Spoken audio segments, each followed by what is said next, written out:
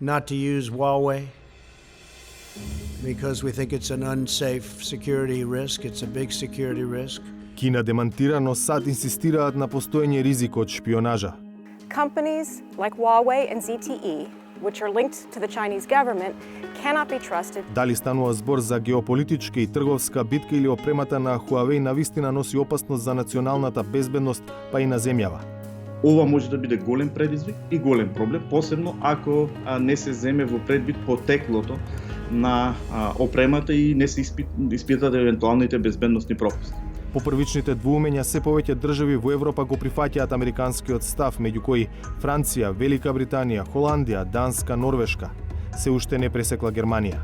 Ние сме сега земја членка и на НАТО и нормално дека треба да ги поставиме и нашите сајбер безбедносни системи во согласност со меѓународните практики, правила и стандарди кои што ги применуваат земјите членки на НАТО. Но дали државниот став го знаат и ќе го следат оние што планираат да градат 5G мрежа во Северна Македонија? Државниот секретар на САД Мајк Помпео во август посети неколку европски држави како дел од американската кампања против користење опрема од кинескиот технолошки гигант Huawei за новата генерација 5G мрежи. Во Љубљана Помпео потпиша заедничка декларација со владата на Јанес Јанша за 5G безбедност, со што Словенија стана 10-та држава во Европа која се согласи дека нема да набавува опрема од Huawei. За значењето што САД му го придаваат нова прашање, зборува и фактот дека согласно закупување 5G опрема исклучиво од кредибилни производители, дадоа и Србија и Косово со одредба во договорот за нормализација на меѓусебните економски односи подпишан минатата седмица во Белата куќа. На американска иницијатива ова прашање од минатата година е дел и од НАТО агендата и беше тема на самитот во Лондон. Today, leaders committed to ensuring the security of telecommunications infrastructure, including 5G. We agreed to rely only on secure and resilient systems. Зошто ова прашање е толку важно за Соединетите американски држави? Во изјава за 360 степени образложува амбасадорката Кейт Брнс. We want to see a vibrant digital economy worldwide that benefits from the promises of 5G networks. But as we move in that direction, we all need to be able to trust that 5G equipment and software and the companies that provide them do not in any way threaten national security, privacy, intellectual property rights, or human rights. Unfortunately, companies like Huawei and ZTE, which are linked to the Chinese government, cannot be trusted to protect either intellectual property rights or sensitive data. And that's why you see governments and companies across Europe taking action and opting not to do business with companies like Huawei. Какви се американските очекувања од Северна Македонија на тој план? North Macedonia, as you noted, is a huge opportunity to harness the benefits of this upcoming digital economy. Using only trusted vendors now would help the country in the future as well, both financially, because untrusted vendors will have to be replaced, and more broadly, because citizens' private information won't end up in the hands of the Chinese Communist Party. Но во македонскиот случај има неочекуван заплет. Најголемиот телекомуникацијски играч во земјава Телеком, според информациите на 360 степени во процес на набавка на нова опрема, меѓу другото и за 5G мрежа. Нашите информации велат дека во тендерската постапка која се уште трае, прво рангиран е токму кинески Huawei. Мнозински собственик на македонски Телеком е Deutsche Telekom, а речиси 35% од акциите се во собственост на владата на Северна Македонија. Па државните представници во бордот го отвориле прашањето за можниот влез на Huawei во идната 5G мрежа.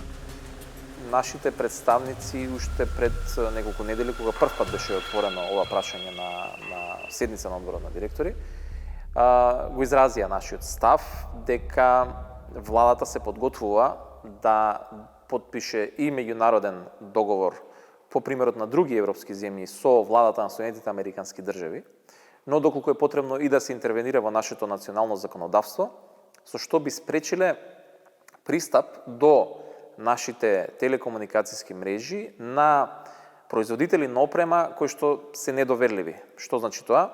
Кои што по барање на нивните матични влади, без никаква постапка, процедура или надзор, дозволуваат пристап до информациите за корисниците или за мрежата во земјата во која што оперираат. Прашавме во Телеком дали е точно дека по сугестија на владините представници во бордот набавката во која Huawei е прво рангиран е ставена на стендбај и каков е ставот на компанијата за купување опрема од доверливи или недоверливи производители. Еве го интегрално одговорот од Телеком.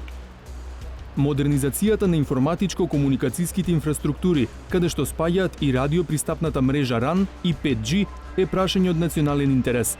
Финалната одлука за ова прашање, која е условена од билатералните стратешки партнерства на државата, ја очекуваме од државните институции. При секоја набавка на опрема, Македонски Телеком постапува согласно законските прописи и квалитетот на понудените услуги. Во одговорот од Телеком има два важни елемента: дека компанијата ќе ја почитува стратешката определба на државата, но и дека засега нема никаква законска пречка да набавува опрема од каде и кого било, вклучувајќи ги и Кина и Huawei.